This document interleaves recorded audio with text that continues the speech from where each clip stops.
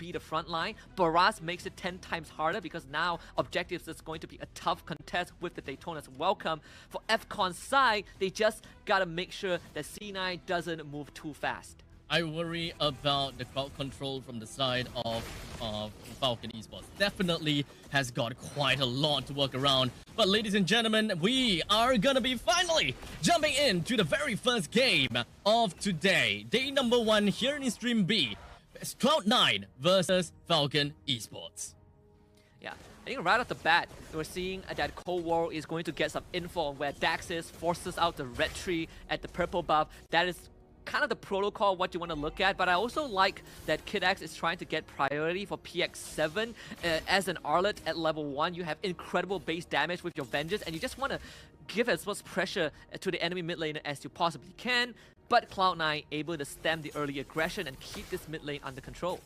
So coming into looking at lane priorities all across the board, right? We're definitely gonna be expecting quite a bit of movements in the middle lane with a dual setup from the middle lane. We've got the Valentina definitely always have got great priority over many other mages out there, but having an Arlet that's just constantly in the middle lane definitely poses quite a bit of threat for the Valentina before he can just start roaming around again. Yeah, and I want to quickly point out something, right? I talked about Benny being one of the few Moscow players who just goes Inspire. Look at him. He has Inspire as his battle spell, and he did try to go for the Inspire cheese at level 1, where you just try to win the lane by man-fighting your opponent. Unfortunately, basic is not affected, so Benny, you just have to take it as it is. I can't push him out of the lane, so I'll just have to play it normally as I possibly can. All things considered, so far, whatever we've expected from both teams is true, but with Dax being found out, that means that Cloud9 have sufficient info.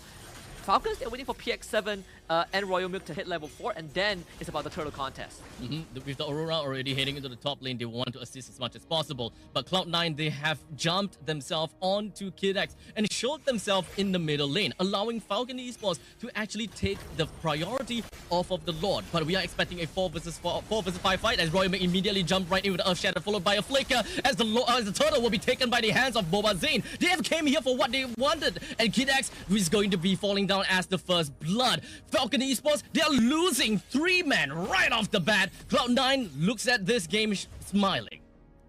Yeah, this is the worst possible opening. I mean, PX7 keeps his passive, I believe, loses the flicker, all battle spells used by the side of Falcon Esports. That turtle fight really felt like it shouldn't have gone that way. I think Falcons, you just need to give it up. Kid X is not, has already lost his flicker. You realize that Mark QT stole the Primal Wrath, so that's just extra damage from the side of Cloud9. And when you look at this replay, Benny, he was thinking whether he wants to show up to the fight, but thankfully he didn't, because that would have been kill number 4. We've established that Cloud9, they have tank shredders, they can play fast, they have good objective control, and the fact that Falcons took that fight and lost Tree and the turtle is just a disastrous opening.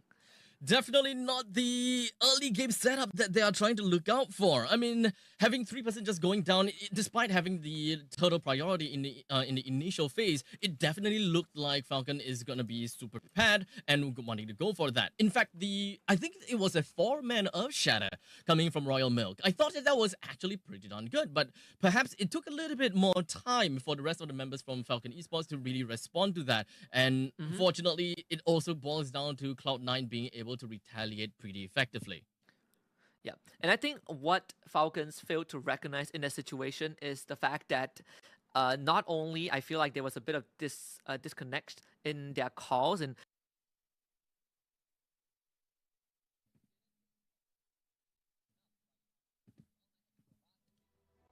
effective. I believe Fredrin Dax didn't even get to use his Appraiser's Wrath for the entire fight just because he was crowd controlled so hard. And sure, you got a good final slash, but the next question is, where is the damage going to come from FCON? And unfortunately, they just do not have enough output.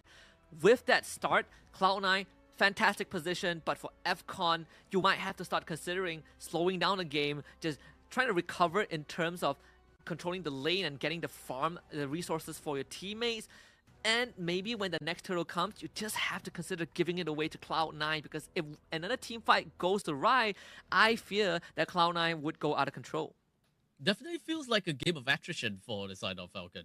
They can lock down for quite a bit of time, but unfortunately, when it really boils down to dealing damage during all this lockdown duration, is primarily absent. So Falcon, they need a little bit more time to actually ramp up, and definitely with this first 3 deaths is not gonna be all that great. They're gonna have to slow things down a bit, as you have said, Husky, and they're probably gonna stay back in the lane for for a bit as well. But unfortunately, this also enforces the very fact that Cloud9 is a very aggressive team, and the fact that they will literally pull any game plan that they want very effectively and without hesitation at all with the leadership of Mlbb. Yeah. And another thing that Cloud9 has in terms of advantage over FCON is something that I did point out earlier on, right? The mobility that the Matilda provides. And then when you look at the chase potentials, if FCON loses a fight and wants to retreat, it is incredibly hard because you have the Matilda Express from Cold War. He's going to bring his teammates to try and chase you down. So that's something that FCON needs to eventually take into account as the game progresses. If they fall behind even more, that's where this draft from C9 becomes utterly deadly. And not only is good at shredding tanks, but when the Lord comes around, as much as we say Lord dances are a bit more technical, Cloud9 just have so much true damage to shred through the Lord. And remember, Lord right now has a 30% increase in max HP when it's summoned, which means it just takes it just takes a bit longer to take it down, even when it's just the first Lord. Yeah, I mean, since we are on that topic, right? I also pretty much want to look at wave clear coming in from both Cloud9 as well as Falcon Esports. How good are they when they are actually playing from behind? Whenever they have their back against the wall, definitely when it comes down to Falcon, they have Benny, right? So if you want to go for a couple of split pushes here and there, or you're trying to clear up the waves, I don't think that they might have that big of a problem. So Cloud9 getting themselves the early start and having the great aggression in the early game, I think that this pretty much paves the way for their entire strategy. Yeah, I mean, you're looking at a 2k gold advantage for Cloud9 just off of that first interaction, right, at the turtle fight. So that's something that I think is not too big of a lead just yet, but definitely something that Cloud9 is going to feel happy about, because all your core targets, all your core members got the kill. Mlbb got one, Milo got one, MarQT got one, and he's also sporting the MSC 2024 edition Valentina skins, which I absolutely adore. But you look at this fight, I feel like Cloud9, they want more. Yep, as Dex was hoping that he'll be able to run away, but unfortunately the final slash is just going to be connecting on Dex. But immediately after that, the Praetor's Wrath connects. He gets his HP back a little bit, but it's not going to help too much. As Cloud9 with the guiding win, Cold World managed to bring Mlbb right out of the team fight, and they're going to be pretty much safe and sound with only a 1-for-1 trade. Not enough damage from Falcons for the second time, and that one is a lot more apparent. Dax survived for long enough, lands a treatment, Appraiser's Wrath, gives his life away, only to not have Falcons get anything in return. I believe they only took down Basic. Got Basic though. That's okay, but in the grand scheme of things, Cloud9, they're fine with it, right? The kill from Basic went over to Kid X, which you would have loved it if it went to anyone else. Even Milo is a full level ahead of Royal Milk. Second turtle is up. As we have the turtle currently going down, Dax is going to be the one that claims the credit for that. And for now, Falcon Esports, I'm pretty sure that they're going to be responding in kind. And they're just going to be focusing down on MarQT, but Mlbb goes right in with a quick little ultimate. Unfortunately, Dax is going to be caught up in the middle of all of that. As thus, he's going to go down together with Kid X, and Cloud9 secures 2 kills and a free orange buff. Turtle taken by Falcons, but for the third time in a row, not enough damage. Dax didn't even get to use his ultimate. That fight because he was gobbled by Milo right before that, and that puts Mlbb 2 levels ahead of Dax. A tragedy for the Fredrin. This is the exact situation you don't want to be in as a Fredrin into a lineup with, you know, Carry and Alpha. If you can't survive in a fight, you are basically ineffective. Not to mention that Milo has been keeping his gears locked onto this Fredrin. Especially since Fredrin really plays around with HP. You really want to bring yourself down low enough to get a lot of that grey health in order to unleash that one big Appraiser's Wrath. But as we talked about it before, right? We're looking at the carry and the alpha. It's not something that this Fredrin will have all the time in the world to just bump up in the amount of HP that you have and really just play possum. he gotta have to react fast enough and really try to go for it. In fact, you see, Dax was really holding off on his Paradox Wrap, and only at the final seconds he tried to put it out, but a little bit too late. Seems like they want to find the jungle again. Yep, it doesn't seem like things are going to be looking very well for Falcon Esports, as the Deadlands Welcome just going to be connected down onto Dax, dying down once again, 4th time in a row. We did have the final slash that did connect onto Mlbb though, but it's not going to be that big of a difference. I don't think there's enough damage from Falcons. In fact, Mlbb, if he wants to turn, he can. Ouch. Even use a conceal. Unfortunately, KidX gets swiped to the grave. CLOUD9 pumping up the tempo. This is Falcons Esports' worst nightmare. It doesn't seem like things are going to be great at all. CLOUD9 with currently with 8 kills, and Falcon Esports with only 1, and they're now even going to be focusing the bottom lane. But Benny turned things around a tad little bit. He did manage to bring the Mathilda down, but unfortunately the main guy, Basic, is still alive. Best case scenario, I suppose. You could have asked for a better trade, at least as a 1-for-1. Would have loved to take down Basic, but Falcons arriving at the 3rd turtle. Without the Moskov coming in, Dax still somehow did manage to take the turtle away from CLOUD9. Mlbb definitely not happy about that. Yeah, I'm telling you, man, Dax, as much as the game is still going horribly for him, he's won 2 retreat fights under level compared when he went up against Mlbb. So that's something good for FCon, right? They are almost close to the 3,000 deficit mark, but all things considered, this is still recoverable for Falcons Esports. They've managed to stem the bleeding a little bit, only losing the bottom tier 1, all things considered, and Royal Milk just broke the top tier 1 of CLOUD9. And that means Falcons, they've gotten some space for themselves, and this is beneficial, especially when you want Benny to sustain. They're really definitely gonna have to bide their time and find the right opportunity to really just jump right in for an all-out team fight. But we gotta have to look out for the main playmakers of Falcon Esports. Is Benny really available, and is Benny really ready for those kind of fights? And in the meantime, PX7 as well. He's currently been stuck in the middle lane for quite a tad bit and unable to really come in for being very pivotal in fights. We don't really quite see that much of an impact, unfortunately. For now, we're just going to be looking at the middle lane. His HP is not looking good. PX7, not looking good. Recalling, and as for the side of CLOUD9, I think that they're more or less ready to try to bring down this facility defense turret. Yeah, PX7 lost the flicker, has no more passive to work with, but Falcons arrived just in time to defend this tier 1. Both sides did trade their final side lane tier 1, so far, state of the game, even Falcons Esports not letting CLOUD9 get too far. The side lane game is done. And everyone is probably going to double dip themselves into the middle lane to try to bring down the first defense turret. This is a game of river control. Whoever's able to bring down the first defense turret here is ultimately going to get a big boost in commanding the opponent's jungle. We talk about the setup that Falcons Esports have with this Arlet, right? That's something that CLOUD9 would need to be constantly reminding themselves of. Glowing Wana purchased by PX7, that's going to severely impede Cold War's effectiveness with the Mathilda. We'll see if this Lord fight is going to turn out in that way. With the Lord currently being pulled out, Falcon Esports itself, CLOUD9 understands that it is very scary. This Lord is very daunting, and holding on to the Lord for as period of time is not going to be good, as the final slash is going to be connecting down on the 2. He wants to get himself in the heart of the battle, as now they're just going to be focusing on the Kid X. He went in a little bit too deep, and unfortunately, Falcon Esports wasn't able to help him too much. With Royal Milk coming in on the second part of the fight, he's going to be whittled down to the all-time low too. And CLOUD9 succeeded in this fight against Falcon Esports without losing a single one. I don't think Falcons can even attempt to steal this Dax. He might just have to give himself away. He might even go down. I'm surprised that they even tried to try to challenge for this, as the rest of CLOUD9 focuses onto Dax, brings him down immediately while Mlbb stayed behind to bring the Lord down.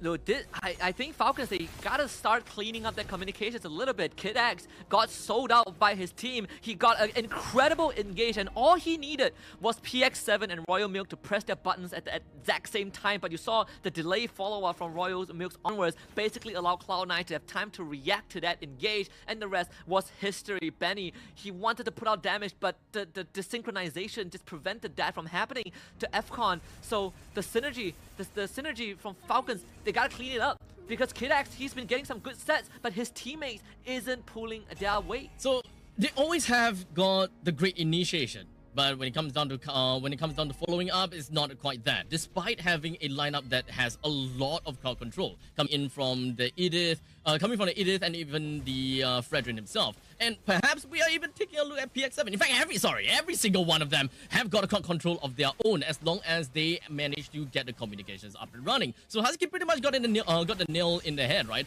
We need the communications coming from the side of Falcon Esports to be a lot more precise, and they gotta have to call out each of these shots and all of these skill shots. Yeah.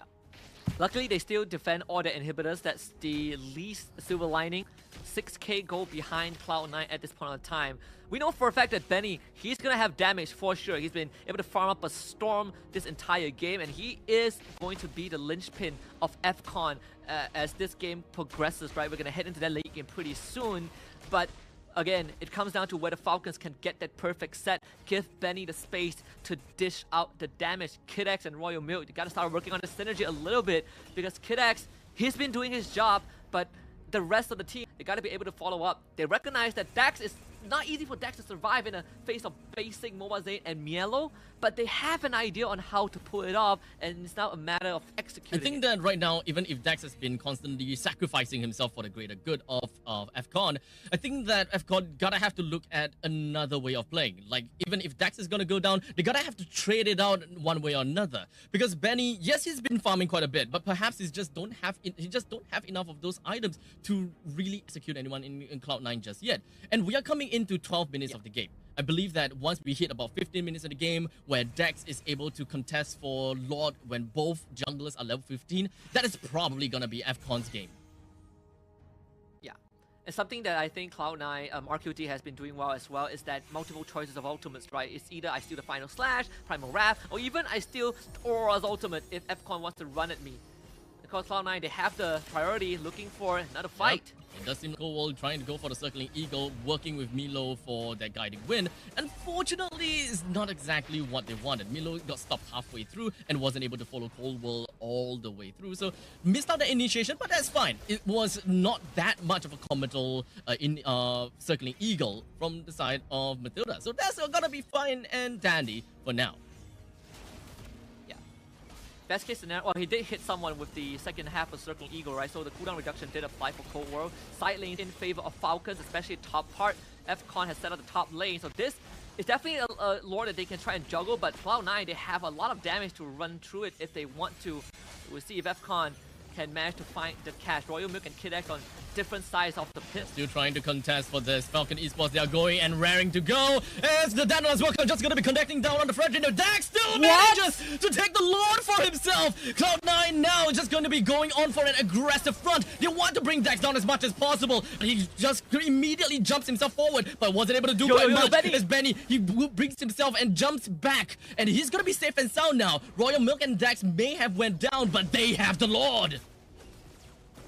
Oh my goodness. Dax, despite under level, constantly 2 levels behind Mobile Zane, has won 3 consecutive retreat fight. And Cloud9, they had the right idea, right? Like Mielo, he gobbled up Dax, they control him, and somehow he got the Lord for his team. Saving grace for Falcons. Sure, they might not be able to make a lot out of this, but at least Falcons have found a lifeline in this game. They only have 3 kills overall, but who cares? Benny, he's coming online. Dax really have got his eye on the prize. Constantly winning in all these challenges. In fact, I wouldn't have thought that Dax would be able to win. Like, how in the world did that even happen? Probably Royal Milk jumping all the way into the into 4-man probably bought them a lot of time, and probably just made Cloud9 just tunnel vision onto Royal Milk as much as possible. So every single one of these deaths definitely contributed to the cause of Falcon Esports wanting to get themselves the Lord. They did manage to bring the inhibitor turret in the top lane down to half health. That gives Falcon Esports so much more room to breathe. Yeah, I'm gonna quickly talk about the deficit in terms of gold. Majority of Cloud9's gold lead actually comes from the jungle gap, right? Mobile Zane has like what, a 5k gold advantage over Dax. That's pretty much it. Everyone else is on this almost the same level in terms of net worth. So that means that Cloud9's net worth can be considered as inflated. They want to look for Dax. They're all just going to be jumping onto Dax once again. They are not going to be stopping until Dax is finally dead. But Cloud9 realizes that all of their skill shots is just not connecting and immediately retreated out of that. Yeah. I think Cloud9 needs to start understanding that only Mobile has an advantage in terms of net worth, and that is not going to matter as much at this point of the time. Everyone else on Falcons, they are keeping up. So this total kill is a bit deceptive for those who don't look at the individual net worth, which means look at Falcons Esports. They're starting to take up more space. They're starting to get a lot more confident, and that means that Cloud9, one mistake could lose them game number 6,000 goal lead definitely looks a lot, but how Falcon Esports is playing doesn't feel like they are playing from behind of 6,000. Cloud9, on the other hand, though, it seems like they are definitely trying to be as aggressive as they can, but in the meantime, they gotta have to show as much respect as they can to Falcon Esports, because we have mentioned before, Falcon Esports lineup is chock full of crowd control. The moment that they position themselves wrongly, that is probably going to be a game for Falcon Esports to immediately turn around on. Yeah, it's all about looking for Benny. If they can catch Benny and take him down, then Falcons just runs out of steam in an instant. Malefic Raw just got purchased, I believe, by the Smoskov, so he's basically decked out. Even went for extra attack speed on the boot, so Benny is all about damage. Royal Milk out of position. And does seem like he's not gonna be caught out just yet. And such, Circling Eagle is gonna be taken away. Cloud9 probably don't have a lot of utility or any skills to really catch up to Benny, which might actually be one of the main problems that Cloud9 might experience in the later parts of the team fight. The Kid X did manage to connect onto the final slash, but it's pretty much just gonna be a little bit of harassment as Benny focuses himself onto Coldwell. Exactly what I'm talking about. No one is there to really deal with Benny as such. He's just gonna be jumping in, and he's gonna be focusing on the Mobazin next. Mobazin immediately goes right in with his ultimate and tries to go for a kill, but unfortunately, he's gonna be taken down. Benny picks up a double, or basically just gonna be continuing on to go on for a rampage. But now Benny is focusing on to kills after kills after kills, picking himself with a triple. He might want to go for Milo, but he flickers himself away. He just oh my goodness! Hoping to do something to Benny, wasn't able to at all. MarQT tried to save his team, but Benny is just too strong. They should be able to defend this inhibitor, I think.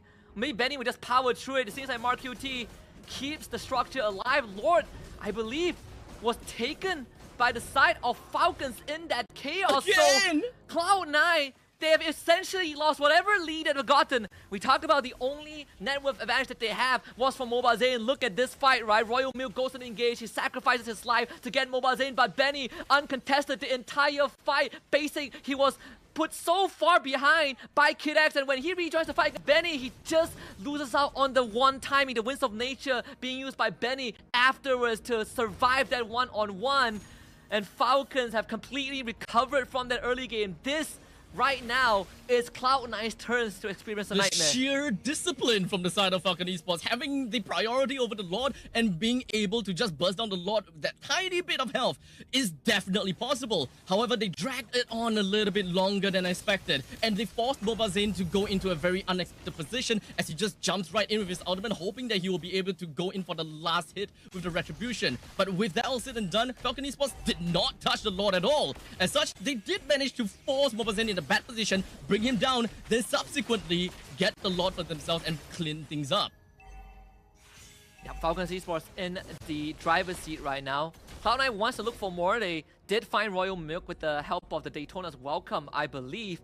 But either way, net worth don't matter at this point. We've reached critical mass. We've reached the late game for both teams. And right now, Falcons, they just gotta wait for Royal Milk to come back. But C9 doesn't want to wait. Focus on Benny. That is probably gonna be the game plan for Cloud9 at this point in time. Does Mobazane want to reserve his ultimate just for Benny? Or do we want to see the Circling Eagle being reserved for Benny at all? Because with the great amount of mobility that Benny has in his kit, I think that Cloud9 will definitely have a lot of troubles just reaching out. I think Falcons FCON have also figured out that no Daytona's welcome means Cloud9 loses basically their only guaranteed crowd control, right? Their only suppression of a sort.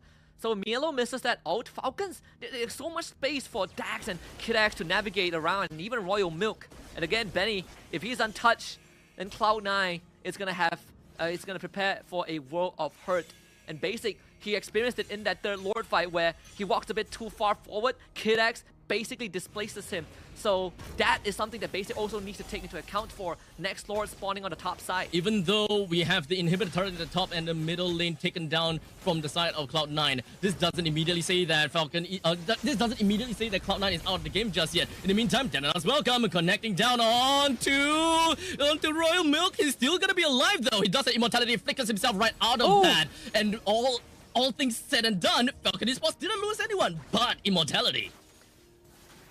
Yep. Both actually laners lost the immortality, but Falcons Esports gains priority off the Lord pick because top wave was pushing in. So basically needs to deal with that. But Lord is pretty strong. Falcons Esports is going to bum rush through it. Not a problem. Lord number 4 for the Myanmar representatives.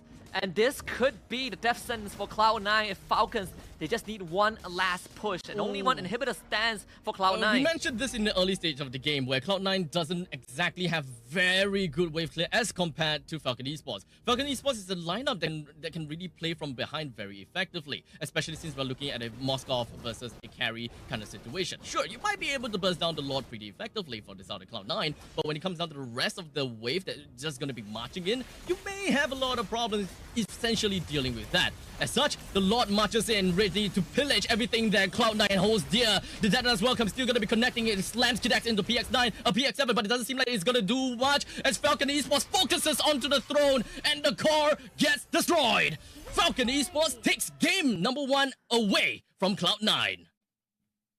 Yeah, crystal shattered. Falcons Esports manages a incredible recovery off of the efforts of everyone, right? The adjustments from mid to late game in terms of how we take the fight. Sure, early game was a bit sloppy, you know, they kind of dropped the ball a little bit. Kid X getting sold up by his team, but Benny farmed up Dax, basically retreat gapping Mobazane from mid to late game, winning 2 out of 3 hurdle fights under level and even Lord retreat fights as well.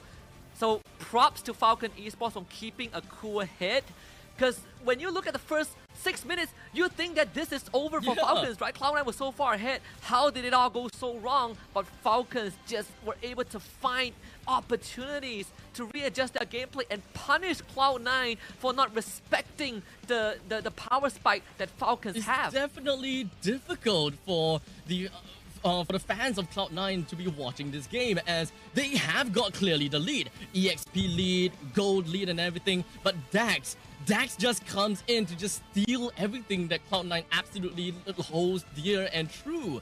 And looking at EXP differences, how is he even supposed to be able to take all these Lord dances, and how is he even supposed to steal things away from Cloud9? That's not supposed to happen. So Cloud9, they gotta have to... Right now, it's more of the communication with Cloud9 now. Do they want to focus on the Lord? Do they want to call things out together so that they can time the retribution together with some of the other burst skills? What exactly is Falcon doing so right? It really boils down to discipline for me. I think the beginning of the turning point for this game was definitely second Lord, right? When Dax basically stole the Lord somehow. Watching that replay, I felt like maybe Mobazane was stuck in the animation of his ultimate and wasn't able to get the retreat. Either way, that kind of gave Falcons Esports a way back into the game. But the true moment where Falcons basically cemented that their spot in game 1 was the third Lord fight, where both junglers went down. Benny completely just tear apart the entire C9 roster, and amidst the chaos, PX7's Aurora secured the Lord for his team. So, you know, a lot of things went right for Falcons for sure, but you have to commend, I think, Benny in game 1 just performed immaculately to drag his team across the finishing line and put them in a state where they can finally fight C9 with impunity. I say is sheer willpower coming from FCON. Whatever that they did in the early game, it didn't quite work out, but they still have a game plan that they want to focus on. And one of the core strategies have already been leaked out from the side of Falcon. Whenever they have the priority of the Lord, and they know that they can force the opponent's jungler to jump into the middle of the action, they will eventually do that. They forced the Spear of Alpha from the side of Mobazane for the third Lord, while none of the Falcons members touched the Lord, even when the Lord is literally at its sliver of health. There is definitely that level of anxiousness that is poured onto Mobazane, whereby he will keep thinking, if there's a gap between me and the Lord, how am I supposed to react in time? As such, he did react. He reacted by going in with Spiller Alpha and hoping that he'll be able to stay alive long enough for that final retribution, but it didn't quite work out for them because the moment he went in, everyone from Falcon focused him down. I think it's just a very good spot for Falcons to be in. Great momentum booster for game 1. I'm just looking forward to see if they can keep this up. I'm excited to see game number 2 now. Is it going to be a 2-0 in favor for Falcons, or will CLOUD9 be able to clap back? Ladies and gentlemen, we're going to go off a short break, and once we are back, we will bring you the conclusion of this series between CLOUD9 versus Falcon Esports.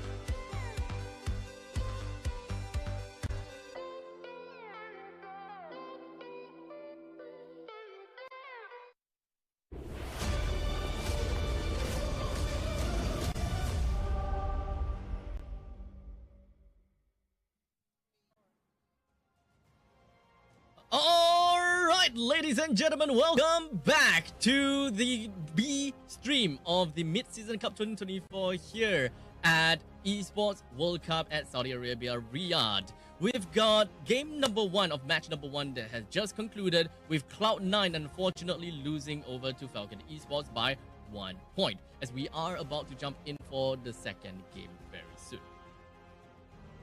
Yeah, absolutely. And I think game 1 has already defied a lot of expectations, right? We've set it up, both teams looking for redemption, a few by their own agendas, but CLOUD9 letting the ball slip a little bit, and Falcons managing an incredible recovery at the very end to take down CLOUD9 in game 1. That's the morale boost that if you are FCON, you're definitely going to try to hold on to moving into game number 2. Even the headline for this series is, can the Falcons soar above the clouds?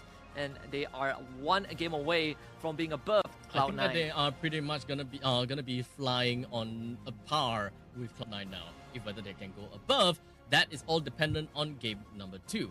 A quick recap as to what pretty much went on in game number 1. We've got immaculate draft coming from both sides. We've got CLOUD9 with a draft that pretty much stretched through Dax throughout the entirety of the game, putting Dax in a really tough spot with lack of gold, lack of health, and pretty much lack of EXP and everything. But somehow Dax and his entire team, through sheer willpower, still managed to soldier on and steal turtles after lords, and they eventually got themselves a win after a very disciplined game from the 3rd lord onwards.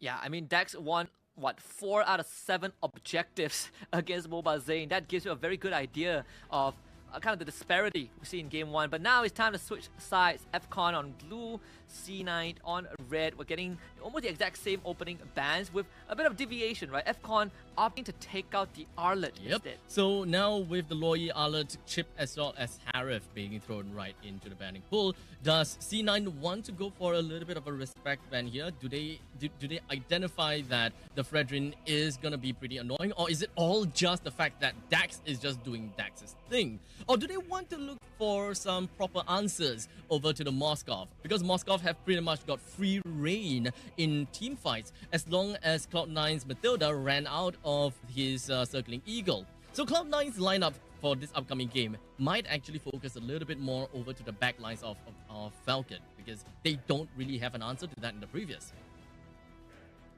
Yeah, absolutely. I mean, the PX7 actually is not going to get Faramis again, or FCON, they're the one that takes liberty in banning it, but they do have access to a Valentina first pick if they want, right? Roger is also left open if this Angela bans go through, and it will from C9, which means right now you're looking at Roger, you're looking at Matilda, looking at Valentina. Roger becomes the option for FCON.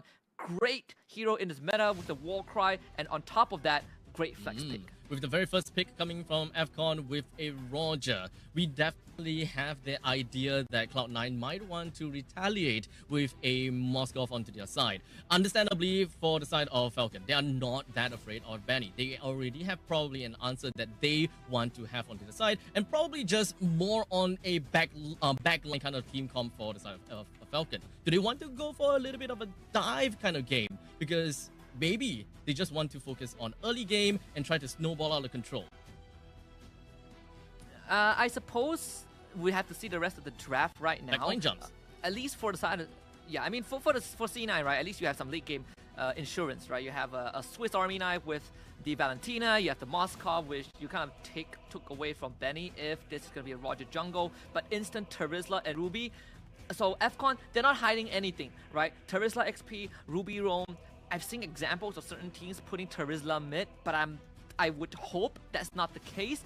It is a very honest draft of FCON, but it also means that they have an abundance of setup to allow this Roger to kind of activate in team fights. So going on with the first 3 core picks from Falcon, they have already established that they definitely want to play for a lot more team fights, right? They want to look for crowd control. They will want to look at all the kind of jazz. So for CLOUD9, they will probably want to respond with mages that plays in an AoE view, or perhaps someone with immaculate high ground. Heroes such as Yves as well as Fasa, which we have seen a resurgence of, might be one of the few priority bans from CLOUD9. So we see the alpha again for Mlbb for C9.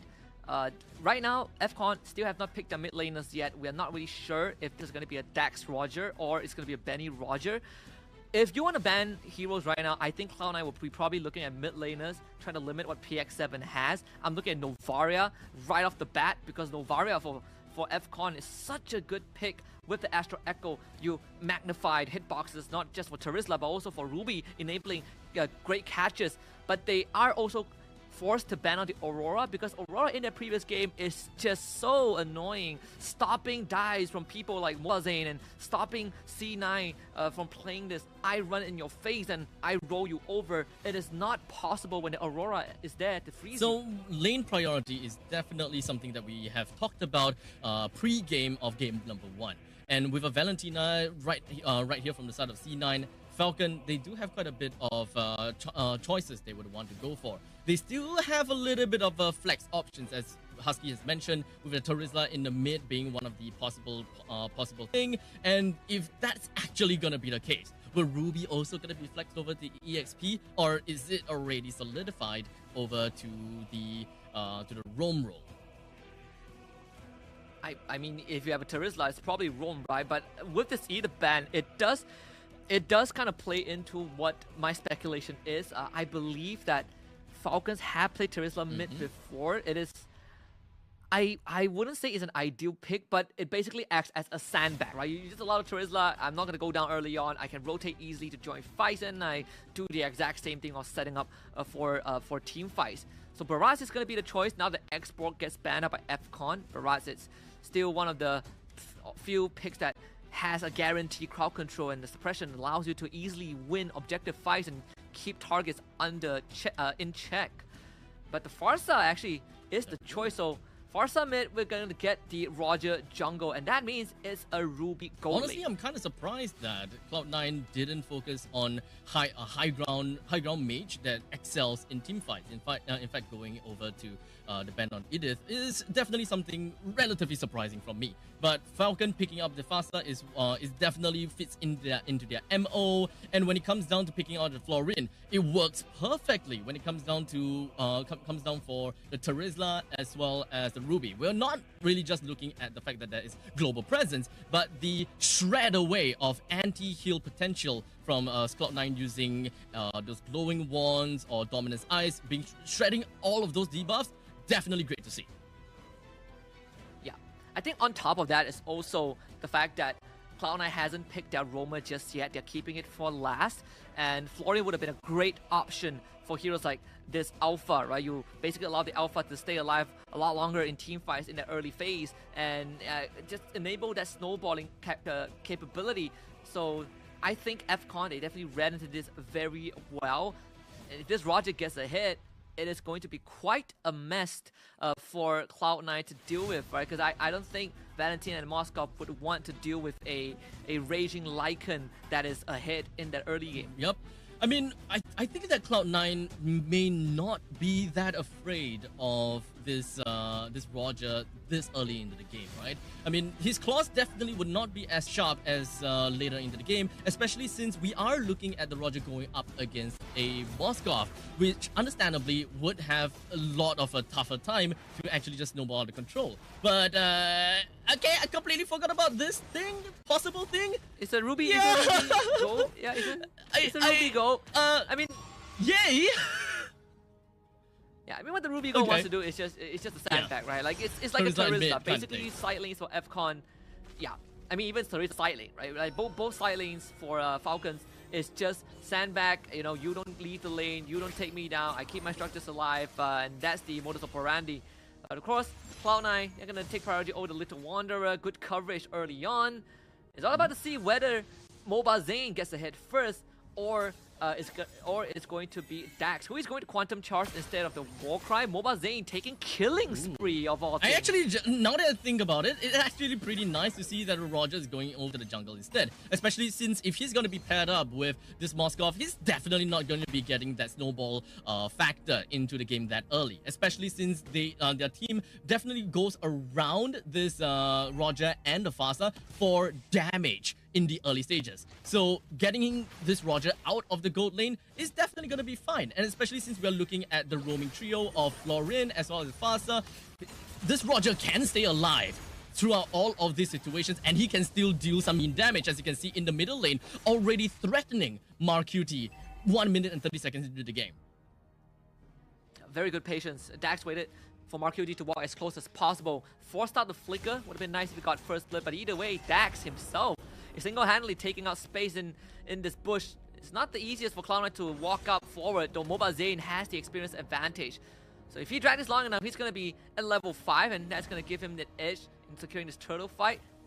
Both teams, they want that level 4 on that mid XP lane. I feel that Cloud9's lineup right now have pretty much the same kind of problems in the previous game, right? When it comes down to jumping over to the back lines of Falcon. Can they even catch anyone at this point? But for now, that is welcome from Milo, connected down onto Royal Milk. And unfortunately for them, Royal Milk finds himself taken down. Dax is going to be the next one onto the chopping block, while Cloud9 does the same thing as game number 1, bringing good amount of people down while taking the turtle. Very well executed by Cloud9. Falcon Esports again, tunnel visioning, and Spear of Destruction connects from basic as a free kill delivered to the Moscow. Best case scenario for Cloud9. Just like game 1, they're off to a great start. 2k gold advantage, just like that. Especially since we want to see a Roger steamrolling out of control. This is not the game. This is not the result that Falcon essentially would want to see.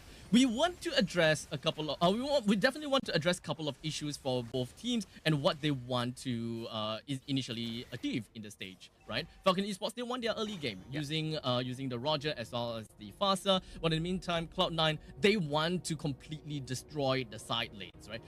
Especially when it comes down to Moskov going up against Ruby. Moskov is definitely gonna have a great time, considering the fact that he's currently 2.3k gold on 2.3k gold in terms of economy, and Ruby somehow still managing to get 2k for himself. I mean, again, Ruby Benny is going to be a sandbag this entire game. As long as you don't lose that top tier 1 and you are able to lock your opponents in lane, that is good enough. Although for basic, he has the ultimate, so he can navigate cross map if he is needed. Right now, I think they've been, I'm not sure if they were able to steal the purple buff away from Dax, and if they were able to, then it means that Dax is just going to have a rough time just like the previous game, right? mobilelegend is 3 levels ahead of him at this point of time. Are we going to be seeing a repeat of game number 1? That is always gonna be the question for now. As 15 seconds, as we are gonna be looking at the total in 15 seconds, Cloud9 readies themselves up by getting quite a bit of control in the river. Down at the bottom though, Royal Milk with a nice little flicker though. He makes sure that he's gonna be out of sight and out of mind from Cloud9. Milo himself also expended his own. Yeah, but oh wow. PX7 in the jungle. The rotation from Cloud9 is just on point, and the fact that Mielo got out means that Falcon Esports, they used all that for nothing, and even losing their own mid lane in the process. Second death for the Farsa.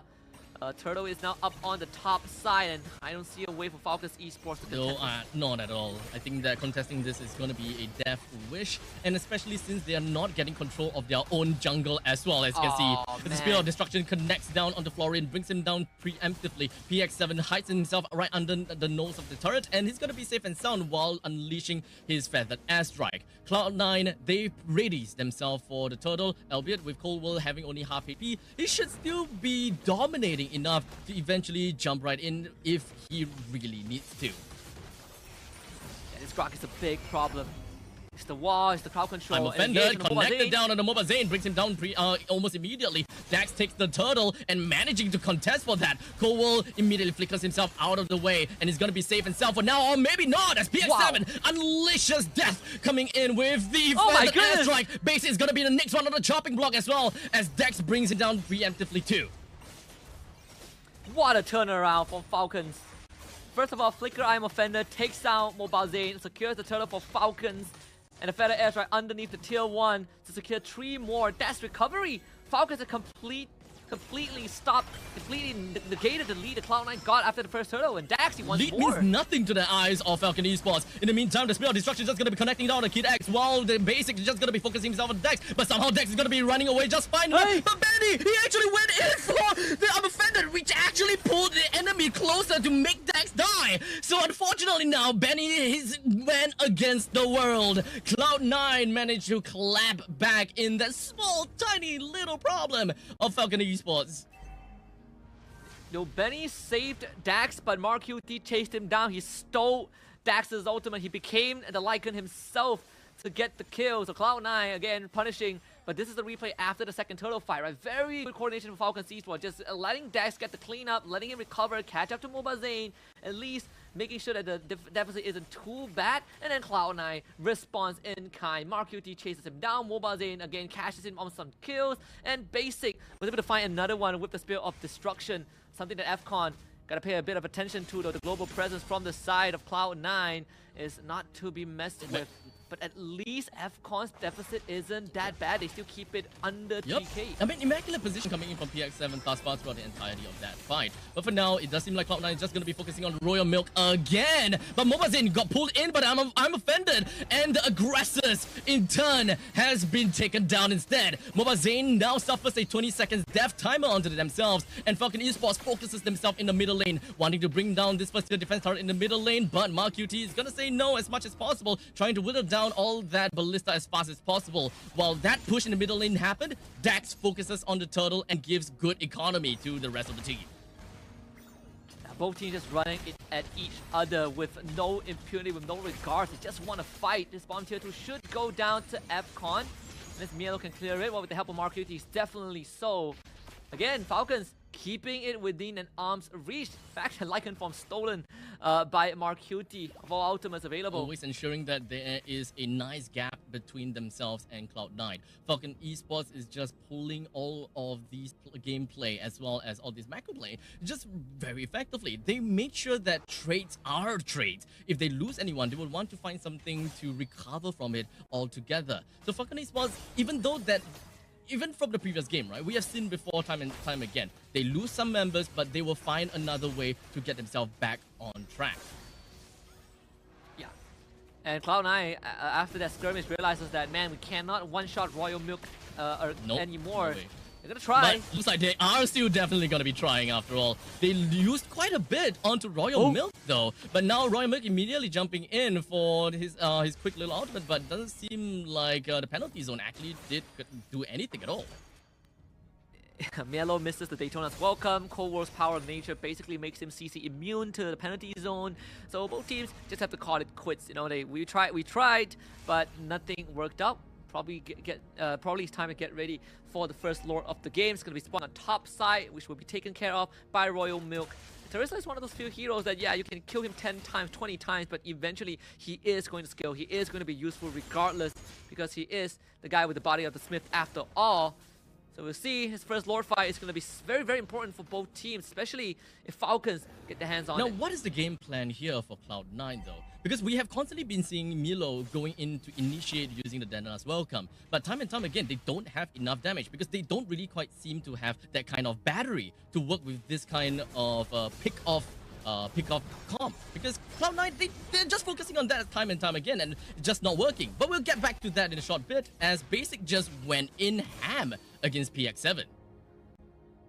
I was about to get to that as well, right? Having a Moscow gives you sort of global presence. Split push is very strong, and with PX7 down, Cloud9 would definitely get this floor. I don't see how Falcons can contest this. They don't have the floor out. But at the same time, Cloud9's draft has a lot more power control compared to game 1. Seems like Falcons, they still want to fight. Does seem so. Mielo flickers himself out, but the penalty zone did manage to connect a little bit on Cold War, but he's not going to be caring about anything because he does have the power of nature. He's going to be fine for now. Royal Milk is going to be the first one onto the chopping block, and Cloud9 understands that that is probably the most that they can get from this, and they are going to be backing off and waiting for the next 11 seconds for the Lord to come out. Yeah, they need PX7 to be around. Dax himself does not have enough damage. You can see he was trying his best to try and get someone into execution range, but they couldn't do it. And while all of that was happening, Basic just took down the bottom inhibitor. So Cloud9 not only got the Lord, won a team fight, picked off crucial targets, but also gets an inhibitor under 10 minutes, under 11 minutes. this is going to solidify them in the driver's seat for this game for sure. Definitely a lot more solid compared to game 1. I mean, it's a very solid back and forth game. Like Falcon Esports as well as in Cloud9, it's very clear that both of these teams are pretty much on par with one another. And unfortunately, only one team will prevail. It's either a 1-1 in this best of 2 format, or it's a 2-0 in favor for Falcon Esports. But at this point in time, the script is writing for Cloud9 to be able to get themselves that one game against Falcon Esports to tie things up. The Lord is going to be marching in the bottom lane, but Cloud9, they want to merge the lanes. They want to ensure that the inhibitor turret in the middle lane will be destroyed. As such, PX7 focuses onto the feathered airstrike. He clears out the wave as much as possible and manages to defend. The rest of Falcon Esports now focuses on the top lane, but Cloud9, they want to get a little bit more. The Terizla just going to be jumping in, but it doesn't seem like they will be able to do too much from here at this point on. Mlbb is going to be the one that goes down second, but perhaps we'll get a third one. As Falcon Esports, they're not going to be stopping just yet. They get Milo down, and now another one when it comes down to it. I'm offended. We'll be able to connect on the basic as well as Marcuti. Basic was hoping that he will be able to turn things around, but Marcuti, he completely ditches him and goes back home. Have you seen the Florian engage? Little Kid X flickers and throws out the soul to stun both Basic and Marcuti, and allowing Benny to get the second I'm offended, pulls Basic back, kill him off. Falcons, they still lost to Inhibitor, so that's a win for Cloud9 nonetheless. But again, Falcons refusing to go down, refusing to stay down. Manages a recovery. Unfortunately, they will not be able to get the mid-tier 2. Silver lining for Cloud9, but you look at the net worth for both teams, it's even. Dead even, wow. Falcon Esports, they are definitely going to have a lot of problems when it comes down to the macro gameplay, needing to juggle the top lane and the bottom lane while trying to score something in the middle lane. Because understandably, the middle lane second tier defense turret, it will do quite a bit, right? But yeah, pretty much the replay gave us a very good idea of how the previous fight went through. But now we're going to be looking at the next one as Royal Milk just going to be jumping in for the second hit onto the opponents, and he did manage to put out a pretty good penalty zone. But Wazane is going to be the first one taken down, while Falcon Esports is just going to be marching in the middle lane. Cloud9 completely spread out. No one can see where exactly Basic is. He's going to be fine and dandy for now, but I don't think anyone want to fight back again. Yeah, and in Cloud9, the plan is very straightforward, right? We're going to start split pushing lane, we're going to start forcing you to come back to defend the base, because if you don't, we're going to tear it apart. Falcons, they're going to try to rush down the Lord as much as possible, and Cold War sees this. I think Benny just got caught, so Benny's going to go down. Quick little terrifying. Marcuti brings him down. The Lord, 75 HP. Dax still managed to get it in his pocket in the end of the day. But they want more. They want blood. And they're swimming in the waters. As Marcuti is just going to be going for the IMU, taking away the ultimate of Dax. He's just going to be focusing down onto him as much as possible. Then as Welcome just going to be connected. But in the meantime, the front lines, we do have Cold War as well as Basic. They are focusing onto Royal Milk. But Basic's HP is not looking good. He immediately jumped himself backwards, and he's going to be fine for now. The penalty zone connects on the Royal Milk. He's just going to be stuck in there. And he's probably gonna go down, and the immortality popped. Cloud9, they're marching in. They will be able to take this core down if Royal Milk is not gonna clear things down. But where's the damage? They're unable to clear the core down. No damage. All alone to try to bring this core down, and he's probably gonna go down to the hands of Benny. Cloud9 tried to end this fast, and unfortunately wasn't able to do that. And now they face the Lord marching in the middle. Yeah, try to take a sip of Royal Milk, people. He comes back, Festival of Blood, Blaze Mighty, one man fights off the entire Cloud9. And he healed up so much that Cloud9 just did not have the output once Basic got absolutely splattered by his hammer. And without Basic, there's no way Cloud9 can end the game. And especially with the lore, right? Your empowered minions allow Falcons to survive for a bit longer. Another lifeline game by Falcon, and Cloud9 coming so close for the second time in a row, but just not able to close it. And Falcons have managed the recovery 2 times in a row. So close to tasting that sweet, sweet victory for Cloud9. They wanted to go for the 1-1 so bad, but it wasn't able to. So we're just going to be focusing on the present now. Cloud9, they did manage to make sure that the Lord did nothing to the middle lane at all. As you can see, the second tier defense turret is still standing up really tall, and they're completely they're gonna be a-okay about that. There's still about 1 minute until the Lord eventually appears, so both teams, they might actually want to play things a little bit more safe while still testing their distances against their opponents. Yeah, the only advantage Cloud9 has over Falcons right now is that they have the silent inhibitors taken down. That is what's gonna, you know, prompt Falcons to defend their base every once in a while. That's something that I feel like Cloud9 should really start taking advantage of. And every time Falcons wants an objective, you force them to deviate from that, right? Push the silent in, threaten with your split push potential. You have a Moskov, one of the best structured destroyers. And Cloud9, they've been able to set up the side lanes for now, which means that they've given themselves control over the entire map. At one point in time, Falcon Esports is definitely going to have a little bit of a difficulty when it comes down to clearing up waves. But it does seem like we do have Ruby that is just going to be picking up a couple of good items here just to solidify more damage to actually clear waves out, because he did manage to pick up a Sea Halberd on himself instead of the typical kind of Dominus Ice to get a little bit more defense whatsoever. So Benny as well as Royal Milk, they're going to be a-okay when it comes down to clearing wave. They got an AoE, that's all fine and dandy.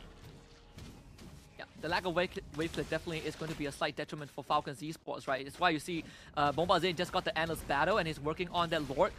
This Lord could help Cloud9 basically win the game over Falcons Esports after so long. And Falcons, they know that they have to contest this. If they don't contest for this, it is probably going to be game over. But Falcon, they're testing the opponents. They're waiting for the perfect opportunity. But the quick little reset from Cloud9, even Cloud9 themselves understand what kind of threat that they're looking out for. This game could quite literally go to anyone here. Yeah, and Benny knows this, right? Which is why he's waiting to see where Basic is.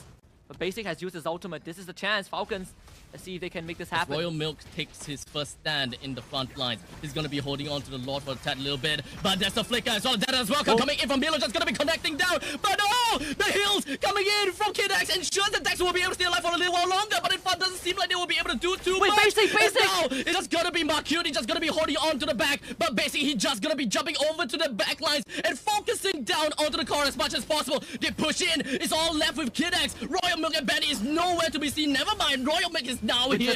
Is it really even gonna be enough? Basically just dealing immaculate damage over to KidX. They want to end this fast enough, but Basic is just gonna be jumping around with a slip of health. Both of them, they're gonna be fine though. All of these lanes just gonna be pushing right in. Even with the Lord, Cloud9 have got nothing that could help bolster the damage of this Lord to help them to even end this game. The split push is tried and unfortunately wasn't done right. At least Basic got the last inhibitor down, but with Dex back in the game, Basic no help. They cannot end the game just yet. Falcon still hanging on. And you would think with everything that had happened, Cloud9 would have at least a goal lead, even at a point where it doesn't matter. But no, Falcons Esports are just resilient. It feels like they defy death themselves. And again, Cloud9, the only advantage that they have is that they got the Lord. Good control from Mielo, the flicker, Daytona's welcome to literally stop Dax from having any effectiveness in that fight. If Dax got the Lord, we would have a completely different story. But Falcons Esports truly trial and tested and now put in the most damning disadvantage that they've ever faced in this BO2 against Cloud9. But it really feels like recovery is just a stone throws away. It's all about that split push potential that Cloud9 could potentially just throw over at Falcon. Especially since Falcon wants to play team fight. They want to go all in as a death ball. But Falcons, I think it really boils down to information. Can they even grab all of these information? Can Benny and Royal Milk even brave all of these finest warriors in Cloud9? Walk past all of them and see, is Basic even there in the team fight? Because if Basic isn't there, they can expect that Basic will be coming in from the side lanes and try to end the game sneakily. It's starting to be a bit difficult for Falcons to take care of the waves, and you're seeing it, right? The wave clear isn't exactly the best from Falcons Esports. They're feeling the heat right now. All inhibitors down, which means these minions are going to be incredibly durable. Immortality onto Mielo as well. This last Lord, Cloud9, have priority from start until finish. And if they can catch Dax one more time, I think Cloud9 surely will win this game. But what am I to say, right? Falcons have defied the impossible for so many times. Time and time again, they showed us what exactly that they are made of. But looking at limitations, Falcon Esports definitely have got all of that limitations put onto them as to how they can clear the waves, right?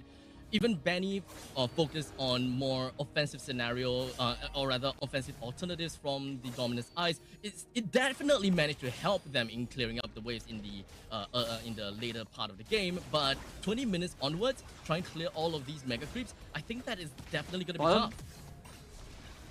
They want Dax bottom side. Doesn't seem like...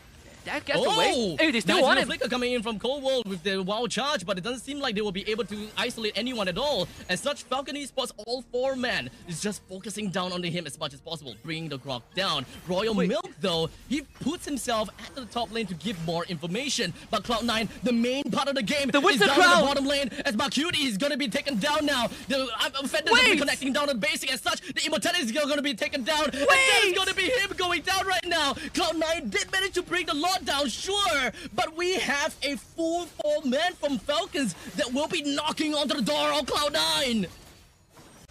Yo, Kidax with the Winter Crown baited Basic and Marcuti in, allowing Dax to turn it around. But again, like you said, Cloud9 got the Lord at least 21 minutes in. This is straight up an evolved Lord. Falcons, they gotta deal with the wave. This is not gonna be easy, but at least Dax gets the mid-tier 2. And I mean, Falcons was able to buy so much time because Royal Milk sacrificed himself to stall out the Lord take as much as possible.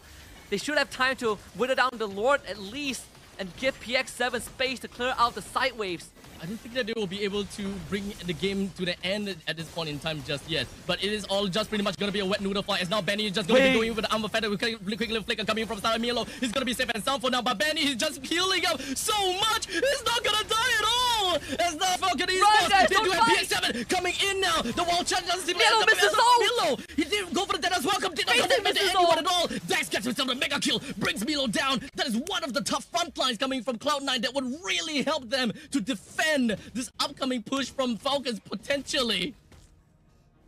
I cannot believe what I'm watching right now, Abstract. Benny, the damage from the Ruby stacking up. Milo misses Daytona's welcome. Basic misses the Spear of Destruction. Crucial ultimates that Cloud9 needed to land to stop Falcons. Again, good news, Cloud9 has not lost an inhibitor Yet. It's crazy. It's crazy to look at this and be like, the only reason Cloud9 has not lost the game yet is because they got an early inhibitor early on, or else I think Falcons would have closed up shop like, what, 10 minutes ago? Probably. But we get to see another potential Lord fight between these 2 teams, and Falcons continues to defy the odds. They're breaking every rule out there. Falcon Esports slated to lose a couple of these team fights, but somehow still managed to come back time and time again. But now Falcon Esports, they did seem like they will want to get a hit down on the Mobile Zane, as now Royal Milk jumps in. His penalty zone connected to the Mobile Zane. A very crucial take. They manages to bring 2% down from Cloud9, and with the Lord that will be popping up in 40 seconds with a death timer of 1 minute on Cloud9, this is gonna be detrimental to Cloud9. Absolute cinema from Falcons. Cax, another Winter Crown. And Milo had to use his ult to get away. Basic not able to get a split push going. I don't think Falcons can get an inhibitor, but they sure as hell have been able to manage the minion wave the best they can. 1 cannon still remains. Penalty Jumping zone. on to Marcuti, but it doesn't seem like Marcuti will be phased at all. Basic zone landed. Down onto the Terizla, but Royal Milk immediately popping up with the crown, and he's gonna be safe and sound for now. With this one ballista, will they be able to make the dream work and bring down the first inhibitor turret for this game? A comeback of a century. Can you imagine? Can you believe this?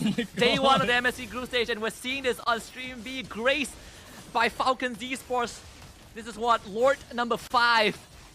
Cloud9. Mobile Zane just came back to life. Can they make it there in time? I don't think it's possible. Falcons should have this in the Constantly back. playing from behind. Falcon Esports, they are well versed in play from behind, and they are not afraid of anything at all. In the meantime, the trades between Milo as well as Royal Milk is just going to be ensuing, but that is not going to be the catalyst of starting a new fight.